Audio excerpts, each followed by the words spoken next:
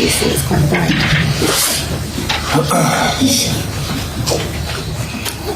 Okay, Gareth, we'll kick off with you. Sorry, it's quite bright. Warren, we'll give you that final quarter. Well, mixed emotions really. Kind of furious we didn't win the game, but it answered a few questions for us on some certain individuals, I think. In our game management in that final quarter wasn't good enough. Thought we should have been comfortable. A big moment in the game, taking a kick off and then giving England back a bit of momentum by not clearing our lines and then allowing them to score from that and get back in the game, which was disappointing. How much will the players learn from that going into a World Cup?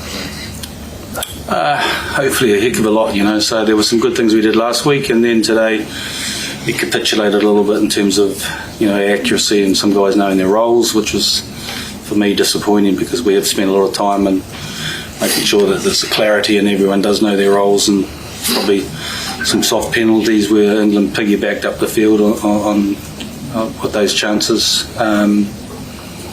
So I think we would have learned a lot from that.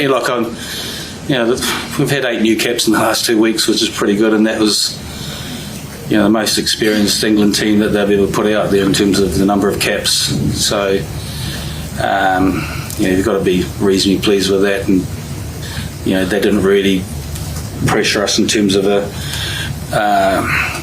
from an attacking perspective. They even scored a try from a driven line out maul, which we were disappointed to concede, but I'm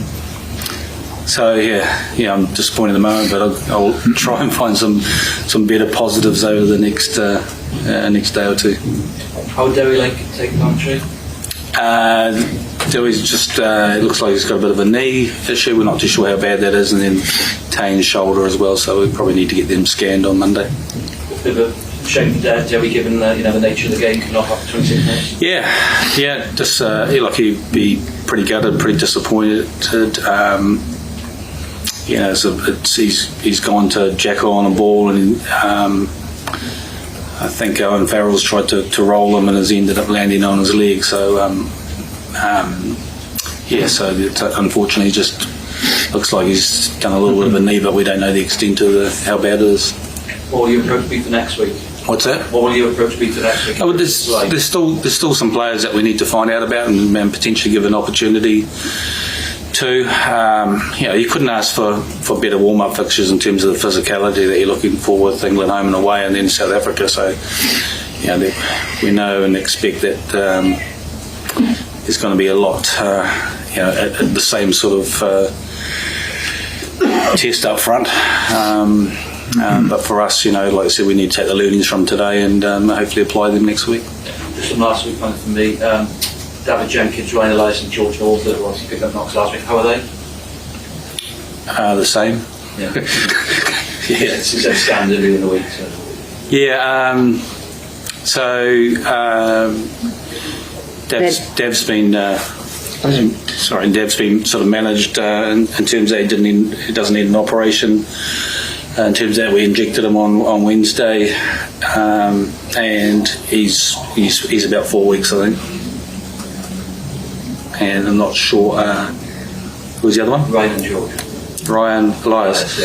Ryan's probably about the same, 3 or 4 weeks, and George is fine. We injected his ankle, so he shouldn't be too far away. Thank you. Anyone else? James? Warren, after these 2 warm-up games, where do you feel you are? Are you ahead of where you thought you might be, or are you encouraged, or do you feel still working? There's still a lot of work to do, but I'm pretty pleased. As I said, when you give 8 new caps and you've got a bit of experience and you completely change your team from one week to the next, there are a lot of positives. For me, it's I hate losing, and particularly put yourself in a position where we should have closed out a game. But as I said, it's about us reviewing that and communicating that to the players, and hopefully those players out there learn from that experience. if you were to beat England at the World Cup, do you feel like you've maybe put a few seeds of doubt in their mind as to what you guys can have? I don't know. I think for both teams, it's quite a long way down the line in terms of how we potentially go in our groups and stuff, and you build confidence from that. You build combinations. So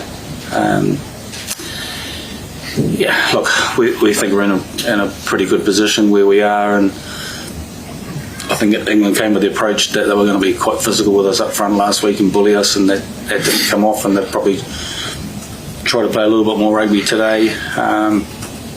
So I think from the 2 weeks it's been a couple of pretty even contests, and with England and Wales it's about taking your chances, getting a few calls from the referee, and having a little bit of luck. I know in Farrell's yellow card turned to red card. What did you make of that? Yeah, I think it was the right decision on the day. So hopefully, for Owen's sake, that he doesn't get too long a ban. I think we need someone like him in the game, and he'd be a big loss to England if he does pick up a lengthy ban. But given previous, I'm not too sure what's going to happen with that. But fingers crossed it's not too bad for him. It's hard, isn't it, with the protocols and everything? What do you think would be an apt? Look, I'm not.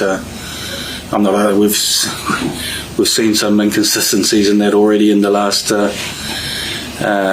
few weeks and whatever. I look back to with the Lions with Dylan Hartley gets 11-week ban for abusing the referee, and with everything, all you're looking for is consistency, and I look at today. We have a situation last week where Lewis Rees-Hammett denied a try, but it's one phase and the referees called advantage over, and then today England nearly score with a crossfield kick, which would have been a great try from them, but the referee comes back for the advantage and they take the 3 points. So all we're looking for is just consistency, and hopefully we'll get that when the World Cup comes around. Warren, just on that, were you happy with the decision behind Freddie Stewart's yellow card? Look, it's that could have been, probably was on the threshold from a yellow to a red, where he's taken him out, where he's so high in the air. Sometimes that decision might have been made by a different official, might have been a red card. It was pretty close, but it'd be interesting to see what they come back with when they review that. Warren, there's just a question on the 3 debuts today. There was a time when there was at the centre partnership, there were both debuts with Joe Roberts, Kieran Williams. Your thoughts on how that can drive them towards the World Cup? Yeah, I think we've got,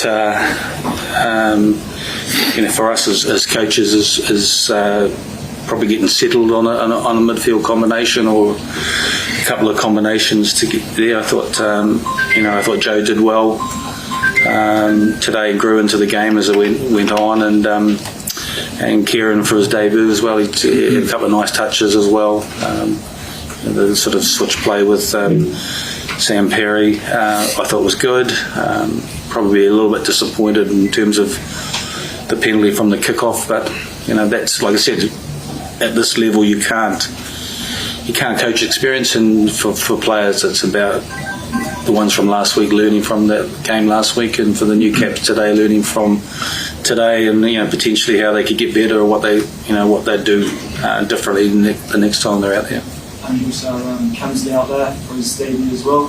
Your thoughts on his performance today? Yeah, I thought he did all right. So he'll be disappointed with the scrum penalty, but like I said, he'll definitely learn from that.